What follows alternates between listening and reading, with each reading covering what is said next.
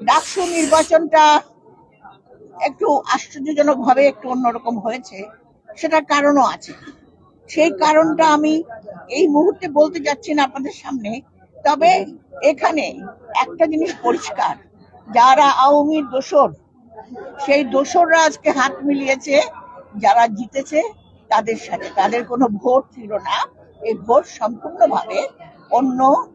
Extreme মশার coil plant fibre দিয়ে তৈরি, তাই সহজে ভাঙে না, সুগন্ধিযুক্ত ও নিরবিচ্ছিন্নভাবে জ্বলে। ডেঙ্গু, চিকুনগুনিয়া বাহি সহ যে কোনো মশার বিরুদ্ধে দেয় এক্সট্রিম সুরক্ষা। যে যারা যাদেরকে আমরা পতিত বলে ত্যাগ করেছি, এই দেশ ত্যাগ করেছি, তাদের মাধ্যমে এটা সম্ভব হচ্ছে।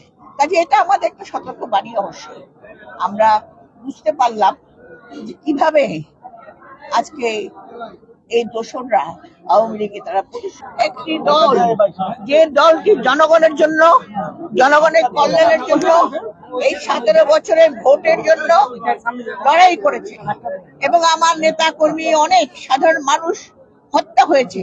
তাই জনগণ আজকে বিএনপিকে আগামীতে ক্ষমতায়